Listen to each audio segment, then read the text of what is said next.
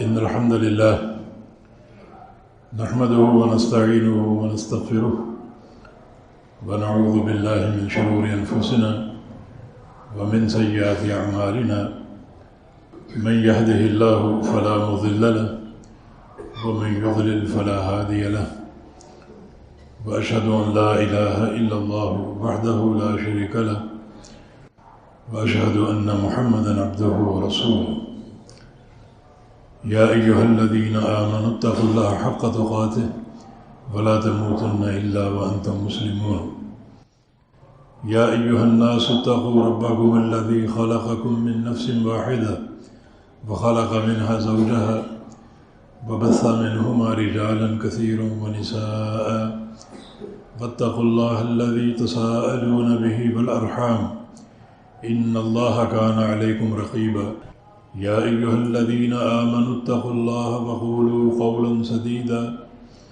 يصلح لكم أعمالكم ويغفر لكم ذنوبكم ومن يطع الله ورسوله فقد فاز فوزا عظيما أما بعد فإن أصدق الكلام كلام الله وأحسن الهدي هدي محمد صلى الله تعالى عليه وسلم وشر الأمور محدثاتها وكل محدثة بدعة وكل بدعة ضلالة وكل ضلالة في النار من يطع الله ورسوله فقد رشد واهتدى ومن يعص الله ورسوله فقد ضل وغوى اللهم صل على محمد وعلى آل محمد كما صليت على إبراهيم وعلى آل إبراهيم إنك حميد مجيد اللهم بارك على محمد وعلى آل محمد كما باركت على إبراهيم وعلى آل إبراهيم إنك حميد مجيد سبحانك لا علم لنا إلا ما علمتنا إنك أنت العليم الحكيم رب اشرح لي صدري ويسر لي أمري واحلل عقدة من لساني يفقه قولي لقد قال الله سبحانه وتعالى بعد أعوذ بالله من الشيطان الرجيم من همزه ونفخه ونفسه بسم الله الرحمن الرحيم ولله الأسماء الحسنى فادعوه بها وذر الذين يلحدون في أسمائه سيجزون ما كانوا يعملون.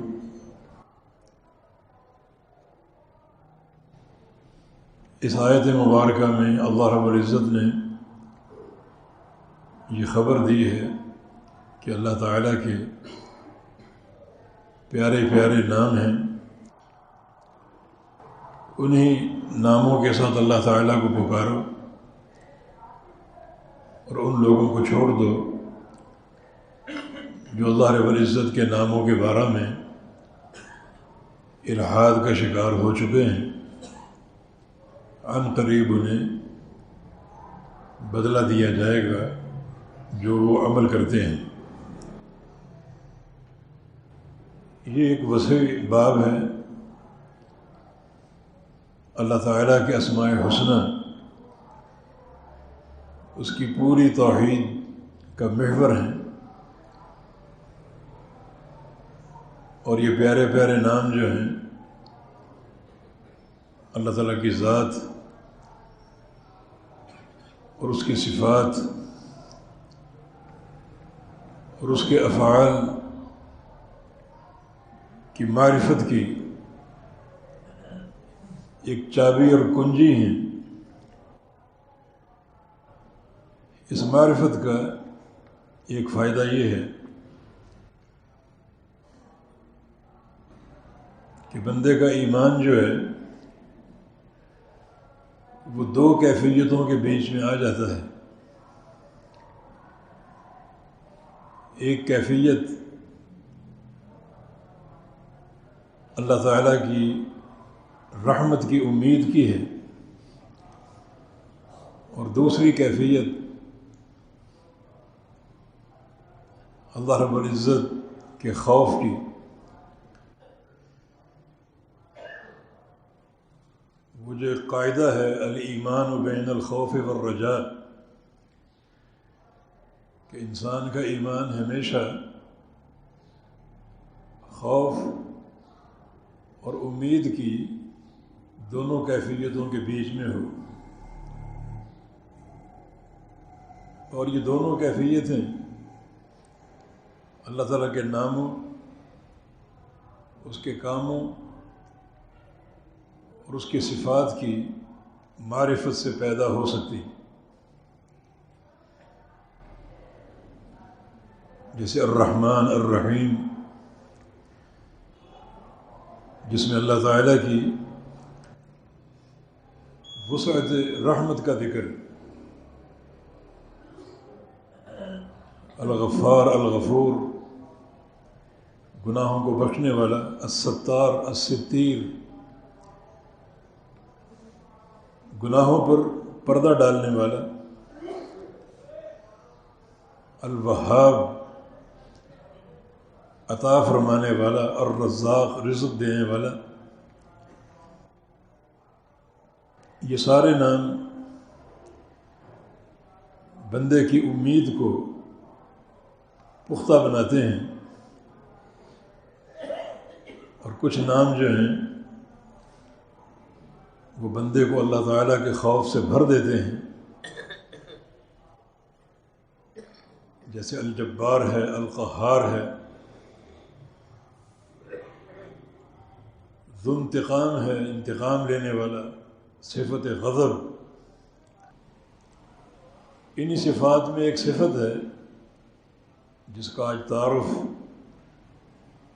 ہم حاصل کریں گے، وہ ہے مقلب القلوب، کہ اللہ رب العزت دلوں کو پھیر دینے والا ہے۔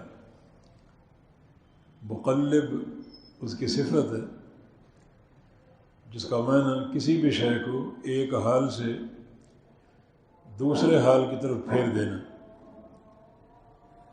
ایک حالت سے دوسری حالت میں تبدیل کر دینا۔ اس صفت میں شدید ترین خوف بھی ہے اور وسیع ترین رحمت کی امید بھی۔ مقلب القلوب کا معنی یہ ہوگا کہ اللہ رب العزت دلوں کو پھیرنے والا ہے۔ بعض دل جو کفر پر قائم ہوتے ہیں، اللہ ان کو پھیر کر ایمان کی سلامتی دے دے، اور بعض دل جو ایمان پر قائم ہوتے ہیں، اللہ تعالیٰ ان کو پھیر کر کفر کی وادی میں داخل فرما دے۔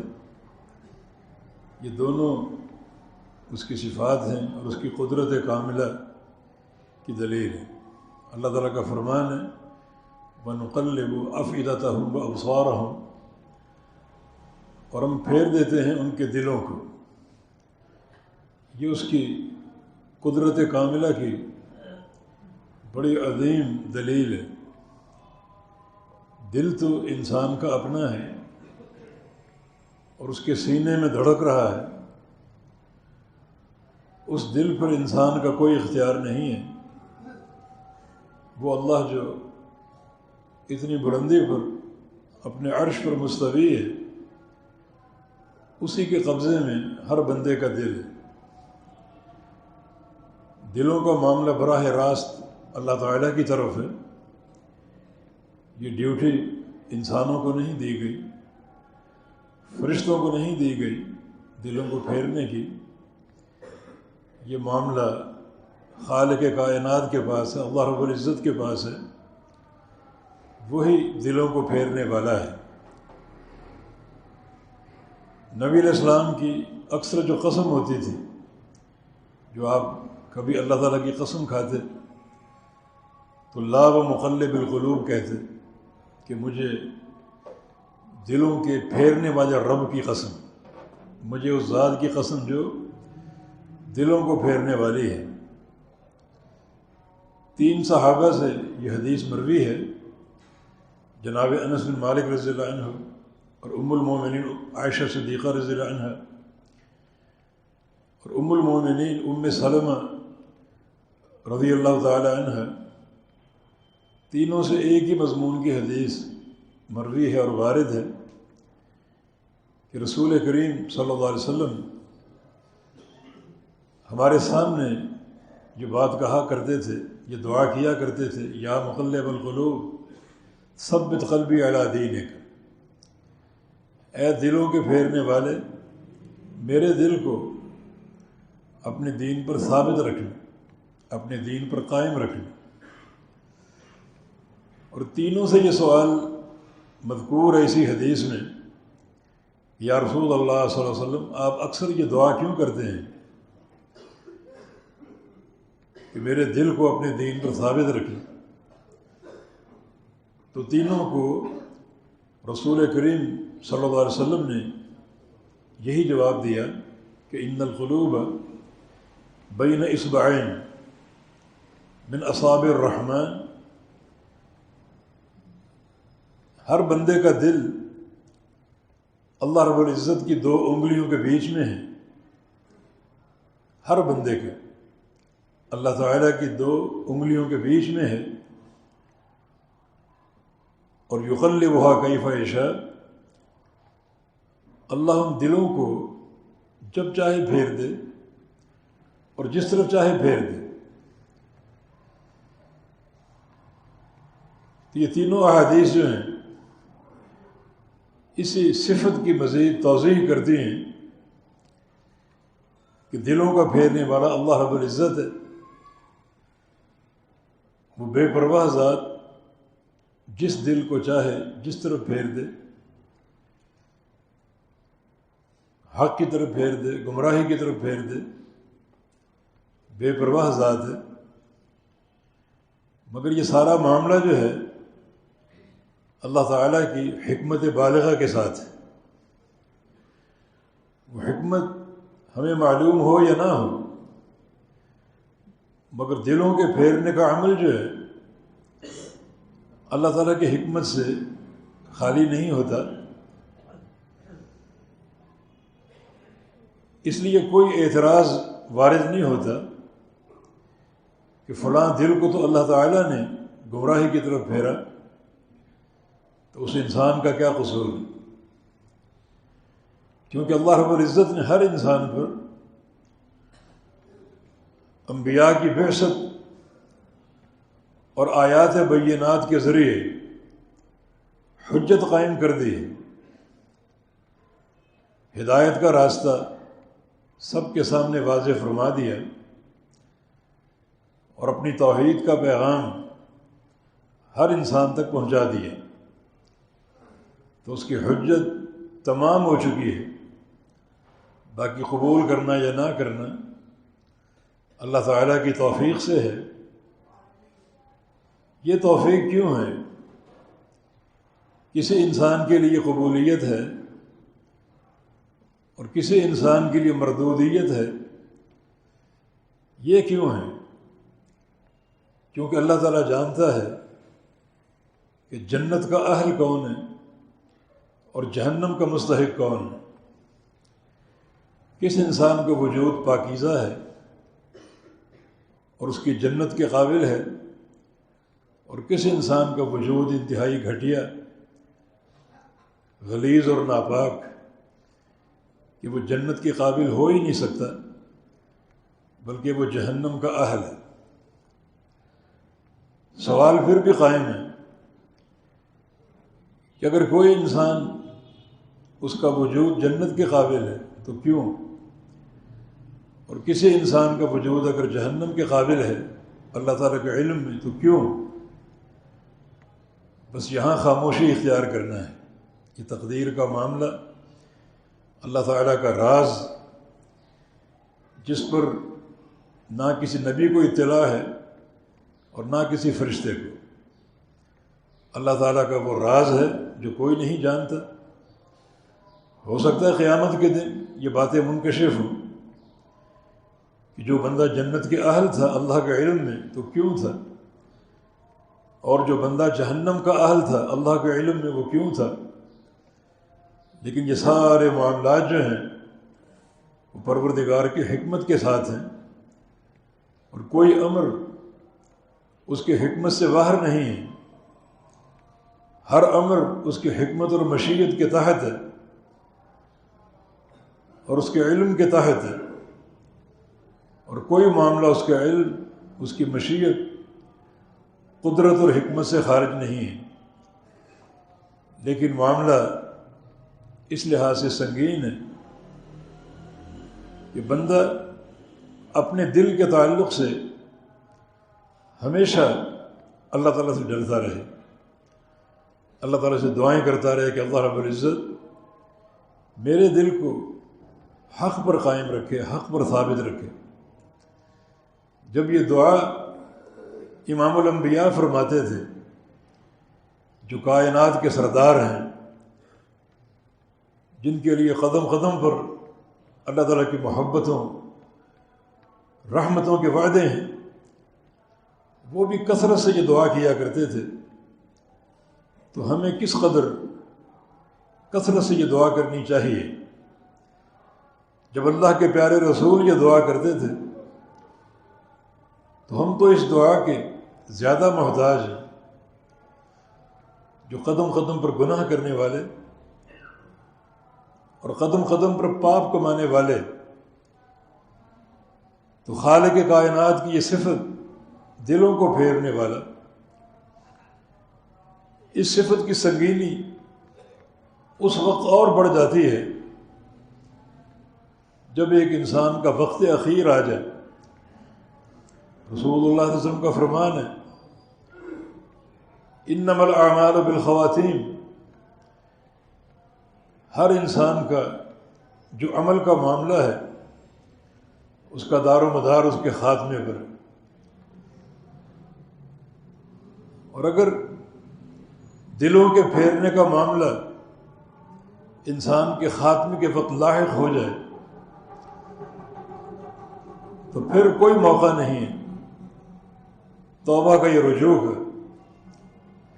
اللہ رب العزت اگر موت سے قبل اس دل کو گمراہی کی طرف پھیر دے اور بندے کے فعل یا اس کی زبان سے گمراہی کا کلمہ صادر ہو جائے،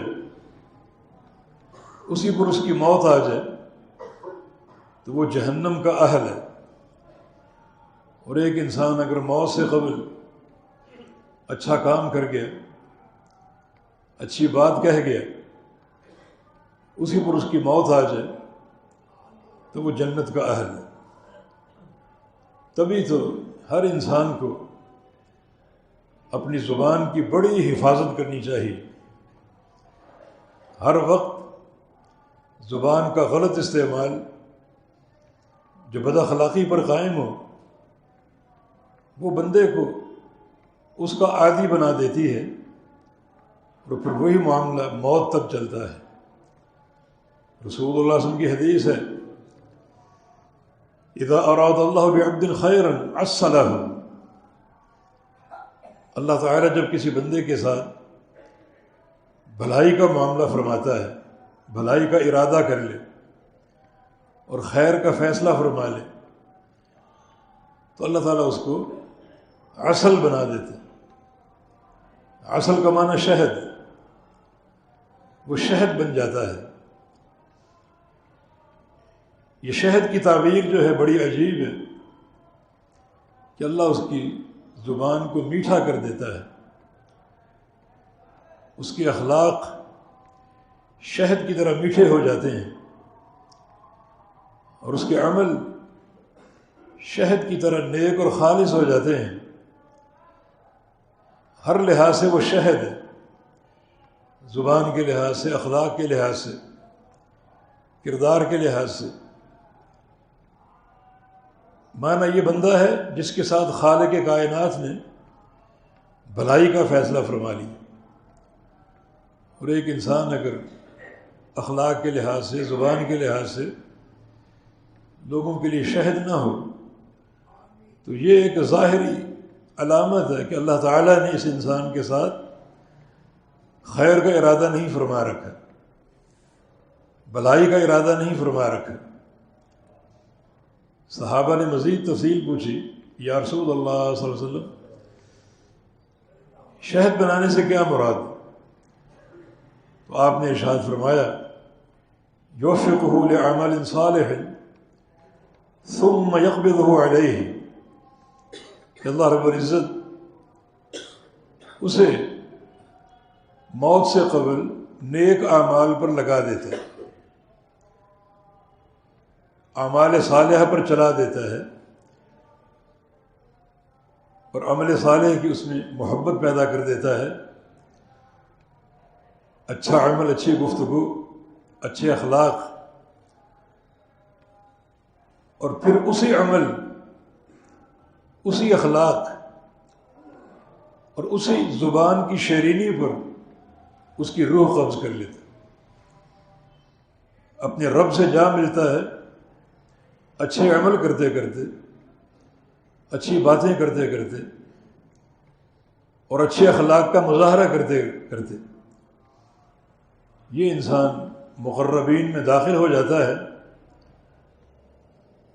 اللہ تعالیٰ ہی اس کے دل کو پھیرنے والا ہے کہ اس نے برے اخلاق سے، برے عمل سے اچھے اخلاق کی طرف پھیر دیا، اچھے اعمال کی طرف پھیر دیا، اور وہ اللہ تعالیٰ کے مقربین میں شامل ہو گیا۔ تو عرض یہ کر رہا ہوں کہ اللہ تعالیٰ کی صفت مقلب القلوب، کہ وہ دلوں کو پھیرنے والا ہے، اس پر اگر انسان غور کرے تو اس کا ایمان ان دونوں کیفیتوں کے بیچ میں آ سکتا ہے۔ بڑی یہ خوفناک صفت بھی ہے کہ اللہ تعالیٰ اپنے امر سے اس دل کو گمراہی کی طرف پھیر دے۔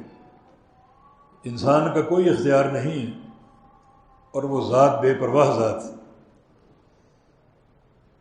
ہر بندے کا دل اللہ تعالیٰ کی دو انگلیوں کے بیچ میں ہے۔ اس سے یہ نہ سمجھا جائے کہ اللہ رب العزت مخلوق کے ساتھ رہتا ہے۔ اکثر صوفی حضرات اس حدیث کو دلیل بناتے ہیں کہ جب دو انگلیوں کے بیچ میں ہر بندے کا دل ہے تو اللہ تعالیٰ مخلوق کے بیچ میں ہے، مخلوق کے اندر اختلاط کیے ہوئے ہے۔ یہ بات عقیدے کے خلاف ہے، وہ ذات عرش پر ہے، مخلوق سے جدا ہے، مخلوق کے اندر نہیں ہے۔ اور کسی چیز کا دو چیزوں کے بیچ میں ہونا قطعاً اختلاط کو ظاہر نہیں کرتا۔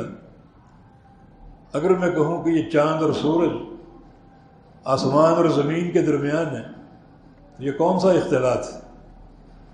اگر آپ کہیں کہ لاہور کراچی اور اسلام آباد کے بیچ میں ہے، یہ کون سا اختلاط ہے؟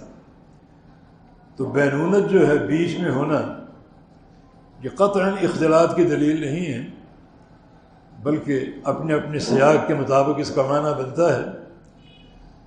اللہ رب العزت کی ذات عرش پہ مستوی ہے، مخلوقات سے جدا ہے، یہی اس کی شان ہے، یہی اس کا مقام ہے، یہی اس کا مرتبہ ہے کہ وہ پوری کائنات سے بلند ہو اور پوری کائنات کا خبر گیرا ہو۔ یہ کوئی شان نہیں ہے کہ بیچ میں رہ کر بندوں کے احوال معلوم کرے۔ یہ تو ہم بھی کر سکتے ہیں، کسی مقام پر چلے جائیں، جا کر وہ رہنا شروع کر دیں تو وہاں کے سارے حالات ہم پر منکشف ہو جائیں گے۔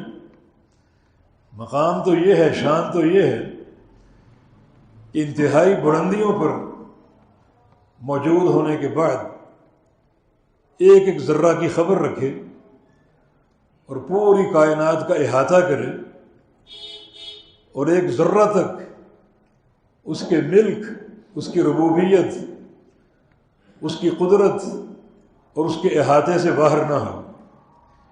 یہ اس ذات برحق کا مقام اور اس کی شان ہے۔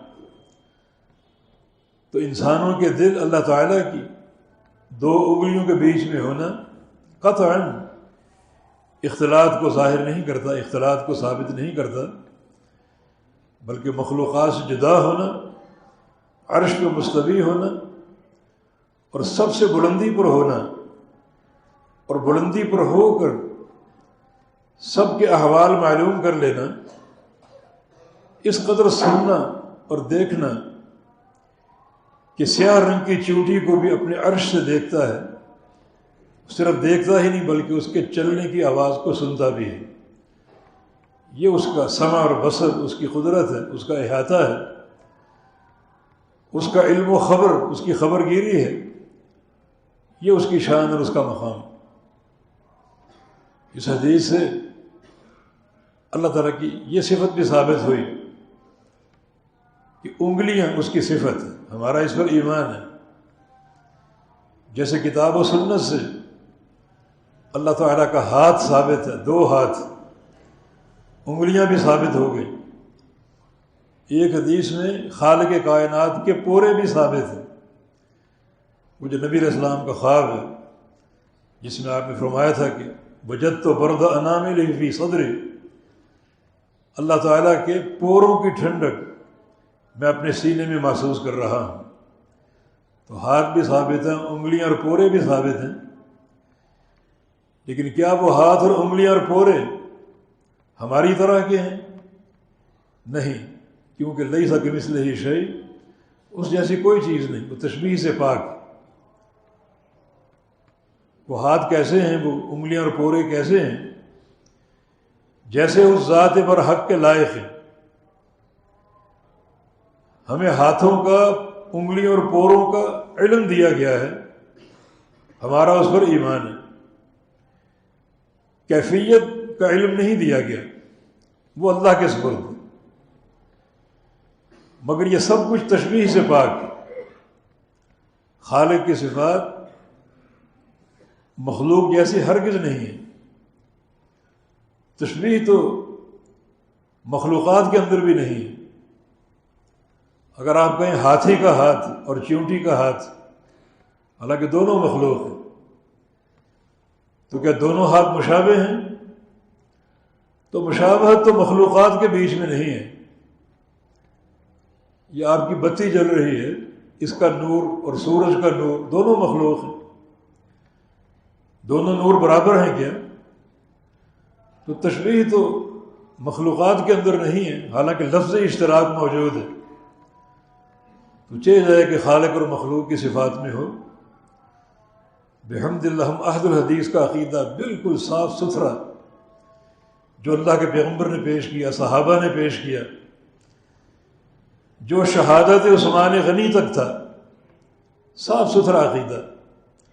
عثمان غنی رضی اللہ عنہ کی شہادت کے بعد فتنے نمودار ہونا شروع ہوئے، کچھ باہر کے علوم آگے، متکلمین آگے، فلسفی آگے، ان کے گندے علوم کی آمیزش دین اسلام میں کر دی گئی، اور پھر لوگوں کے عقیدے بگڑنے شروع ہو گئے۔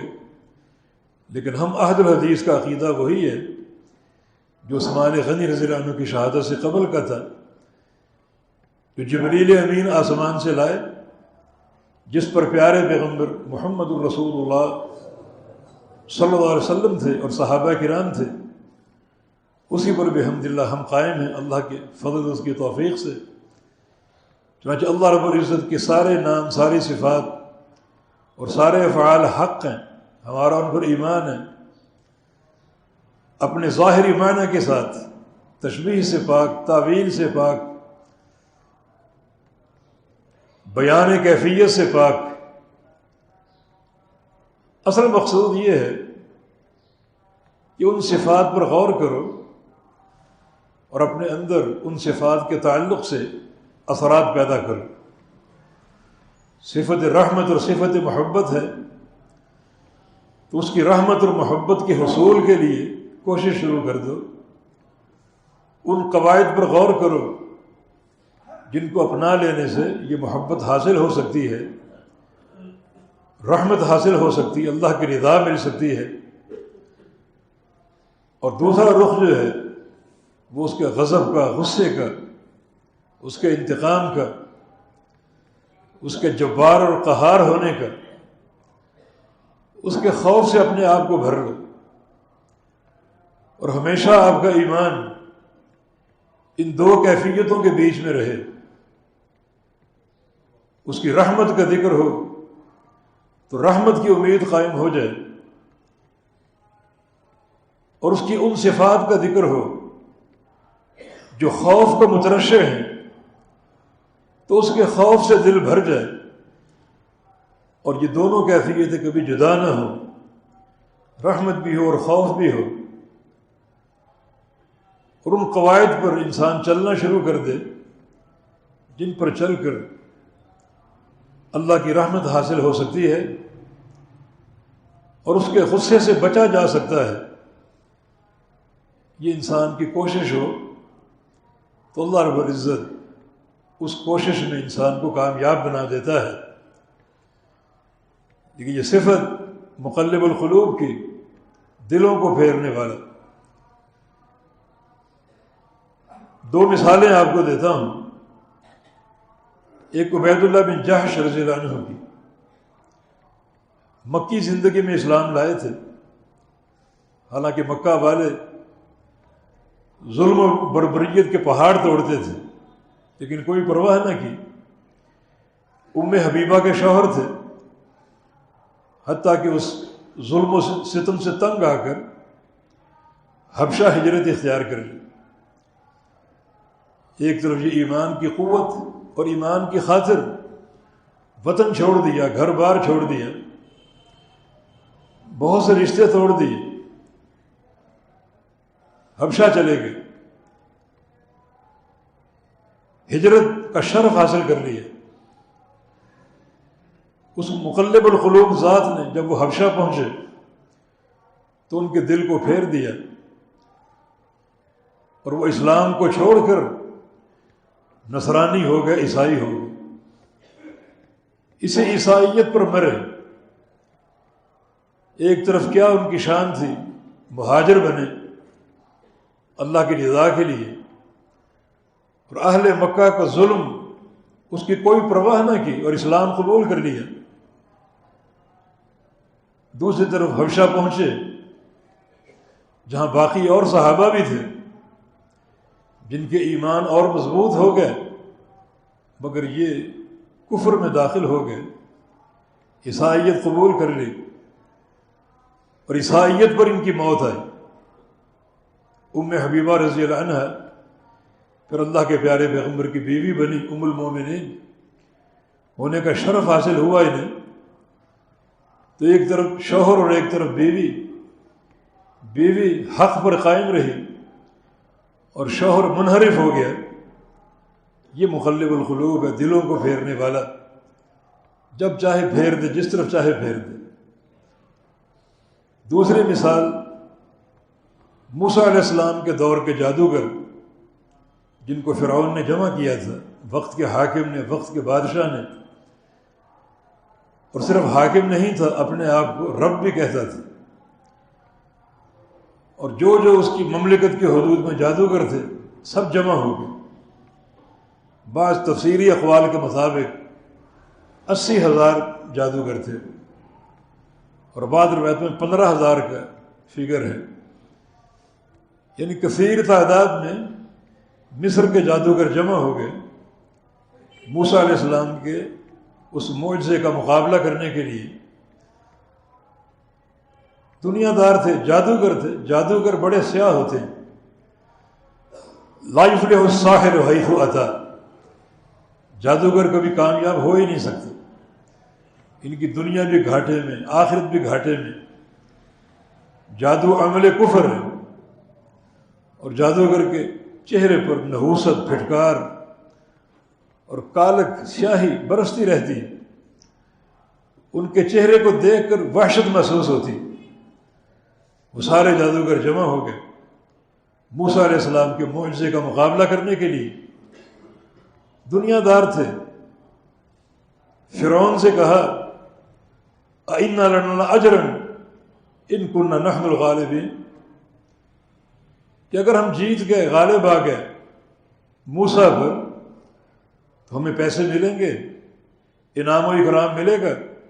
فرعون نے کہا نعم ملے گا، اِنَّكُمْ إِذًا مِنَ الْمُقَرَّبِينَ، بلکہ تم میرے حاشیہ نشین بن جاؤ گے، میرے دربار میں میرے ساتھ بیٹھو گے، تمہیں عزت دوں گا۔ بڑا خوش ہوئے کہ پیسہ بھی ملے گا اقتدار بھی ملے گا اور قوت بھی ملے گی، اور میدان میں داخل ہوئے فرعون کی عزت کی قسم کھاتے ہوئے۔ یہ ان کا ماضی ہے۔ اور جب موسیٰ علیہ السلام کا معجزہ دیکھا تو اس مقلب القلوب ذات نے ان کے دلوں کو پھیر دیا، اور ایسا دلوں کو پھیرا کہ موسیٰ علیہ السلام کے رب پر ایمان لے آئے۔ رب العالمین، رب فرعون، رب موسیٰ و ہارون، موسیٰ علیہ السلام اور ہارون علیہ السلام کے رب پر ایمان لے آئے، اور اس سارے جو مال و دولت کی لالچ، عہدے اور وقار کی لالچ، سب کو ٹھکرا دی۔ فرعون غضبناک ہو گیا۔ اب دیکھیں اللہ نے کیسا دلوں کو پھیرا، صرف دلوں کو ایمان کی طرف نہیں پھیرا بلکہ ان کو تقویٰ بھی دے دیا، ورع اور فقاہت بھی دے دی۔ فرعون دھمکیاں دے رہے، لَأُقَطِّعَنَّ أَيْدِيَكُمْ وَأَرْجُلَكُمْ مِنْ خِلَافٍ وَلَأُصَلِّبَنَّكُمْ، کہ میں تمہارے ہاتھ پاؤں کاٹ دوں گا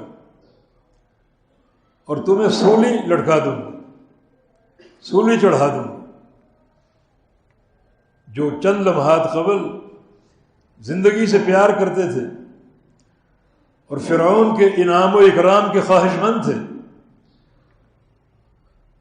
ایسے بے خوف ہوئے، آخرت کی طرف راغب ہوئے، انہوں نے کوئی پرواہ نہ کی۔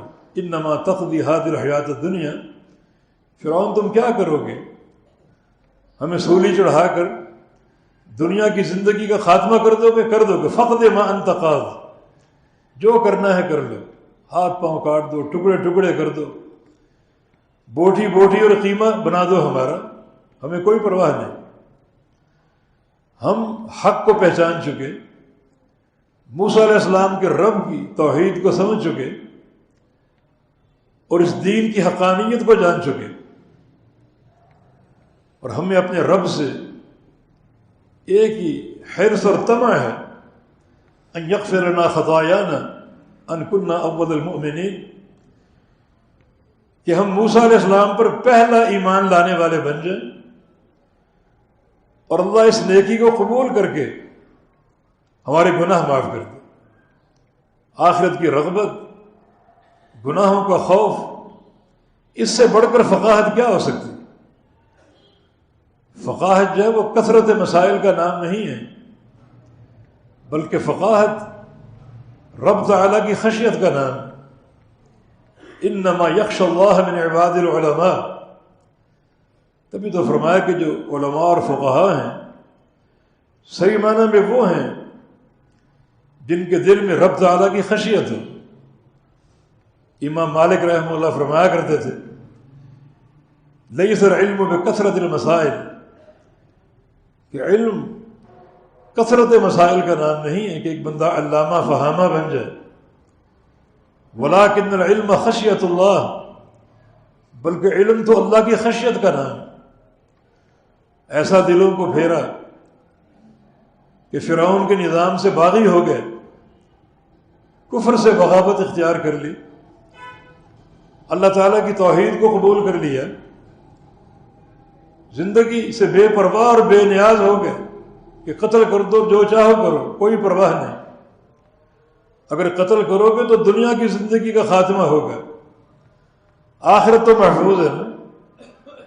اور کیا عقیدے کی بات کی کہ موسیٰ علیہ السلام پر ایمان لا کر ہم اس وقت روئے زمین پر پہلے مومن بن چکے ہیں، اور یہ ایمان کی سبقت اللہ تعالیٰ کے حضور بطور وسیلہ پیش کر رہے ہیں کہ اللہ اس کو قبول کر کے ہمارے گناہوں کو معاف فرما دے۔ یہ ورع اور تقویٰ، ایک عجیب معرفت، ایک عجیب دین کی فقاہت جو کہ خشیت پر قائم ہو گئی۔ تو اس طرح کی متعدد مثالیں پیش کی جا سکتی ہیں کہ اللہ رب العزت جب چاہے دلوں کو پھیر دے، جس طرف چاہے پھیر دے۔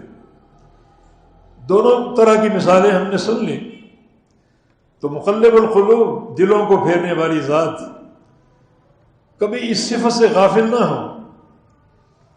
ہاں وہ انتظام کریں جو دل کے ثبات کا باعث ہو. وَلَوْ أَنَّهُمْ فَعَلُوا مَا يُوعَظُونَ بِهِ لَكَانَ خَيْرًا لَهُمْ وَأَشَدَّ تَثْبِيتًا. اگر یہ لوگ صرف میرے پیغمبر کے غلام بن جائیں، ان کے دائرہ اطاعت میں داخل ہو جائیں،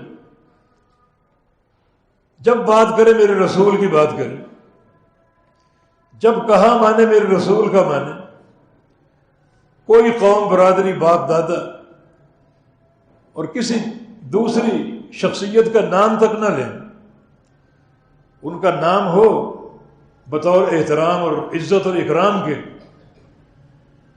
مگر یہ عقیدہ بنا لے کہ اطاعت صرف میرے رسول کا حق ہے، اس پر اگر وہ آمادہ ہو جائیں لکان خیر لہم، ہر قسم کی خیر بھی دیں گے، واشد تثبیتا، اور شدید ترین ثابت قدمی بھی دے دیں گے، ایمان کا ثبات، دل کا ثبات.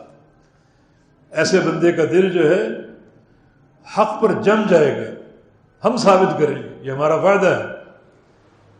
مگر اس کے لیے قاعدہ میرے پیارے رسول صلی اللہ علیہ وسلم کی غلامی کا ہے، ان کی سچی اطاعت کا ہے. یہی بات رسول اللہ صلی اللہ علیہ وسلم نے اپنی وفات سے قبل کہی تھی، ترکت فیکم امرین لن تضلوا ما تمسکتم بہما، کتاب اللہ و سنتی، تمہارے بیچ دو چیزیں چھوڑ کر جا رہا ہوں، جب تک ان دو چیزوں کو تھامے رہو گے تو کبھی گمراہ نہ ہو پاؤ گے. یہ گارنٹی ہے حق پر قائم رہنے کی. تمہارے دلوں کو ثبات ملے گا، گمراہی نہیں، دل حق پر قائم رہ جائیں گے، جم جائیں گے، پھریں گے نہیں، اللہ پھیرے گا نہیں، اس کا وعدہ ہے. اور وہ دو چیزیں قرآن اور حدیث ہے، کتاب اللہ و سنتی، اللہ کی کتاب ہے قرآن پاک، اور میری حدیث ہے، میری سنت ہے. اگر ان دو چیزوں کو تھامے رہو گے، حق پر قائم رہو گے، تو وہ جو ذات ہے مقلب القلوب، اس کی طرف سے یہ فائدے آ رہے ہیں کہ کچھ اصول ہم نے دیے ہیں، ان کو اپنا لو. کتاب و سنت کے ساتھ تمسک، اللہ کے حبیب کی سچی غلامی، سچی اطاعت، پھر اور آثار سے قرآن پاک کی کثرت تلاوت اور اللہ کا کثرت سے ذکر، یہ بھی ثبات قلبی کا ذریعہ ہے. ان پر بھی خالق کائنات کی طرف سے وعدے ہیں کہ ایسے بندوں کے دل ہم حق پر قائم رکھیں گے، حق پر جما دیں گے.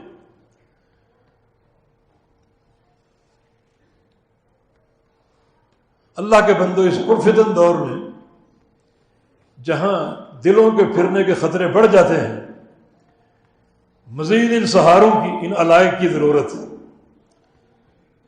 بخاری مسلم کی حدیث ہے، حذیفہ بن یمان کی روایت سے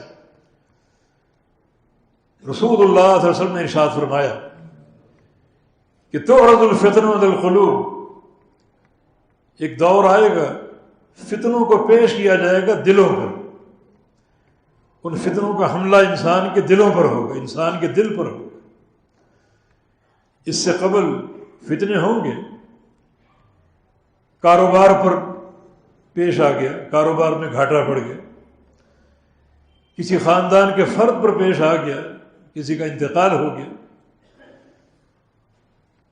یا ایک انسان کے جسم پر پیش آ گیا، بیمار پڑ گیا، یہ بھی فتنے ہیں. مگر یہ فتنے قابل برداشت ہیں. ان کا نقصان دنیا کی زندگی تک محدود ہے، بلکہ غور کریں تو نقصان نہیں بلکہ فائدہ ہی فائدہ ہے، کیونکہ یہ ایسے فتنے ہیں جن پر صبر گناہوں کی بخشش کا ذریعہ ہے. نبی علیہ السلام کی حدیث ہے کہ دنیا کا بخار اور جہنم کا عذاب جمع نہیں ہو سکتے. تو تکلیف تو ہے، لیکن صبر کر لینا بہت بڑی بشارت کا باعث ہے. انہیں بھی فتنہ کہا گیا ہے. ان کا تدارک ممکن ہے، ممکن نہ بھی ہو تو یہ فتنے کب تک چلیں گے؟ بس دنیا کی زندگی تک. آگے جو قبر کا مرحلہ اور پھر اخروی لامتناہی زندگی ہے، اصل تو وہ ٹھکانہ ہے جس کی خیر چاہیے. تو ان قریب ایسے فتنے آئیں گے جن کی یلغار انسان کے اہل و مال پر نہیں ہوگی، جسم پر نہیں ہوگی، بلکہ انسان کے دل پر ہوگی. دل پر ان فتنوں کا حملہ ہوگا، اور وہ فتنے دل کے امتحان کا ذریعہ بنیں گے. ای قلب انکرہا، جو دل ان فتنوں کا انکار کر دے گا اللہ اس دل کو چمکا دے گا، ایسا پالش کرے گا کہ ان کا حسن، ان کی چمک اتنی بڑھ جائے گی کہ پھر کوئی فتنہ قیامت تک اس کو نقصان نہیں پہنچائے گا. ایک بندہ اگر ثبات کا مظاہرہ کر دے اور اللہ اس دل کو ثبات کی توفیق دے دے، وَأَيُّ قَلْبٍ أُشْرِبَهَا، اور جو دل اس فتنے کو قبول کر لے اللہ اس کو سیاہ کر دے گا. ایسا سیاہ کرے گا کہ اس کی حدیث میں مثال کلکوز مجخین سے دی ہے کہ پھر وہ دل جو ہے الٹے پیالے کی مانند ہو جائے گا. بڑی خطرناک تشبیہ ہے. دلوں کے پھیرنے والی ذات نے دلوں کو سیاہ کر دیا اور وہ دل الٹے پیالے کی مانند ہو گئے. پیالے میں دودھ بھرا ہو یا شہد ہو یا پانی ہو، جب تک وہ سیدھا ہے وہ پانی یا شہد یا دودھ موجود ہے، اس کو اگر الٹا دو سب کچھ بہہ جائے گا. تو دل میں اگر ایمان کی رمق ہوگی تو الٹے پیالے کی مانند بن جائے گا، جو اندر ہے وہ سارا نکل جائے گا اور بہہ جائے گا. اور پیالہ اگر سیدھا ہو تو اس میں اور پانی ڈالا جا سکتا ہے اور دودھ اس میں ڈالا جا سکتا ہے، لیکن پیالہ اگر الٹا ہو تو اس میں کچھ نہیں بھرا جا سکتا. اب وہ دل الٹے پیالے کی مانند ہو گیا، جو اندر موجود تھا وہ بہہ گیا اور مزید کچھ ڈالنے کی گنجائش ختم ہو گئی. ایسا مخلب القلوب دلوں کو پھیرا اور فتنے اس دل میں شامل ہو گئے کہ دل سیاہ بھی ہو گئے اور کسی نیکی کو قبول کرنے کے قابل نہ رہے. یا ایھا الذین آمنوا استجیبوا للہ وللرسول اذا دعاکم لما یحییکم واعلموا ان اللہ یحول بین المرء وقلبہ. ایمان والو، اللہ اور اس کے رسول کی دعوت تم تک جیسے ہی پہنچے اسے قبول کر لو، نہ اس کو ٹالنے کی کوشش کرو، نہ کوئی بہانہ سازی کرو، نہ اس کے مقابلے میں اپنی قوم برادری کو پیش کرو، نہ اس کے مقابلے میں اپنے باپ دادا کی بات کرو، فوراً قبول کر لو. تمہیں سمجھائے دے رہے ہیں یہ چیز تمہارے دل کی اصلاح کا باعث ہوگی اور دل کے ثبات کا باعث ہوگی. اور اگر تم نے ایسا نہ کیا، تاخیری حربے ڈھونڈے یا اللہ اور اس کے رسول کے فرمان کو تعویل کے شکنجے میں کس دیا یا اللہ اور اس کے رسول کے فرمان کے مقابلے میں اپنی قوم کی، برادری کی، باپ دادا کی باتیں کی، تو وَاعْلَمُوا، پھر سن لو اور جان لو، ان اللہ یحول بین المرء وقلبہ، کہ اللہ رب العزت خود تمہارے اور تمہارے دلوں کے بیچ میں رکاوٹ اور آڑ بن جائے گا، حائل ہو جائے گا. ایسا حائل ہوگا کہ تمہارے دلوں میں کوئی نیکی داخل ہونے ہی نہیں دے گا. وہ اللہ کی مہر لگ گئی، دل سیاہ ہو گئے، الٹے پیالے کی طرح پھیر دیے گئے. اندر کچھ رمق تھی تو وہ بہہ گئی اور آئندہ کوئی نیکی داخل نہیں ہو سکے گی. خود اللہ تعالی حائل ہو گیا. تو انتہائی یہ معاملہ خطرناک حد تک پہنچ گیا. یہ پرفتن دور ہے، ہر طرف فتنے ہی فتنے. باہر نکلو فتنے، بازار میں فتنے، کاروبار میں فتنے. اگر گھر چلے جاؤ تو ایسی اولاد فتنہ ہے جو بے نماز ہو، دیندار نہ ہو، بیڈ روم میں داخل ہو جاؤ بیوی فتنہ، بد اخلاق ہو تو فتنے ہی فتنے، یعنی بیڈ روم سے لے کر بازاروں اور میدانوں تک فتنے ہی فتنے ہیں۔ کہیں پر لبرلزم ہے اور کہیں علمانیت ہے، بے دینی ہے۔ یہ فتنوں کا دور آ چکا۔ نبی علیہ السلام کی حدیث کے مطابق اس وقت تک قیامت قائم نہیں ہوگی جب تک ایک معاشیت ہر گھر میں داخل نہ ہو جائے۔ چنانچہ یہ تصویر کا فتنہ، سود کا فتنہ ہر گھر میں داخل ہو چکا۔ تو کوئی جگہ فتنوں سے محفوظ نہیں ہے۔ آپ کی جیبوں میں آپ کے موبائل فتنہ، کوئی جگہ بتائیں اپنے ظاہر و باطن جو فتنے سے خالی ہو۔ اور فتنوں کی جلغار اگر دل پر ہو جائے اور اللہ دلوں کو پھیر دے تو بڑا یہ بھیانک معاملہ ہوگا، بڑی بھیانک موت ہوگی۔ انجام کار جو ہے وہ گمراہی، ضلالت اور کفر پر ہو سکتا ہے۔ ایسے انسان کا چھٹکارا ممکن نہیں ہے۔ آئیے اللہ اور اس کے رسول کی اطاعت کی طرف، کثرت سے قرآن کی تلاوت ہو اور کثرت سے اللہ تعالیٰ کا ذکر ہو، اور توجہ جو ہے وہ دینداری کی طرف ہو، تاکہ اللہ تعالیٰ کو ہماری حالت پر رحم آ جائے اور وہ ہمیں اپنی رحمت کا مستحق قرار دے دے۔ فلما زاغوا ازاغ اللہ قلوبہم، جو دلوں میں کجی آتی ہے ابتداء اللہ کی طرف سے نہیں آتی، بلکہ دل خود کجی کی طرف مائل ہوتے ہیں۔ اس نے تو بندوں کے ساتھ ابتدائی معاملہ رحمت کے ساتھ کیا ہے، اپنے نبیوں کو بھیج کر، جبریل امین کو بار بار اتار کر، اپنا پیغام ان تک پہنچا کر، آیات بینات کھول کر۔ اس کی طرف سے کون سا ظلم کا معاملہ ہوا؟ اس کی طرف سے آغاز امر جو ہے وہ رحمت کے ساتھ ہے۔ دین رحمت کا دین ہے۔ ہاں جب تم نے اس رحمت کی طرف توجہ نہ دی، تمہارے دل پھر گئے، تو اللہ نے اور پھیر دیا۔ نوَلِّهِ مَا تَوَلَّى وَنُصْلِهِ جَهَنَّمَ وَسَاءَتْ مَصِيرًا، کہ ٹھیک ہے جس طرف تم گھوم گے ہم اور گھما دیں گے، اور بالآخر جہنم تمہارا مقدر ہوگا۔ تو اللہ تعالیٰ کا خوف ہونا چاہیے، اور ان تمام نصوص کو سامنے رکھتے ہوئے اللہ تعالیٰ کی رحمت کے حصول کے لیے ان قواعد کو اختیار کرنا چاہیے، اور کثرت سے دعا بھی، یا مقلب القلوب ثبت قلوبنا علی دینک، دلوں کو پھیرنے والی ذات ہمارے دلوں کو اپنے دین پر قائم رکھیو، اپنی توحید پر قائم رکھیو، اپنی محبت پر قائم رکھیو، اپنے پیارے پیغمبر کی اطاعت پر قائم رکھیو، اپنے پیارے پیغمبر کی سچی غلامی اور خالص محبت پر قائم رکھیو۔ یہ کثرت سے دعا ہو جو امام الانبیاء کیا کرتے تھے۔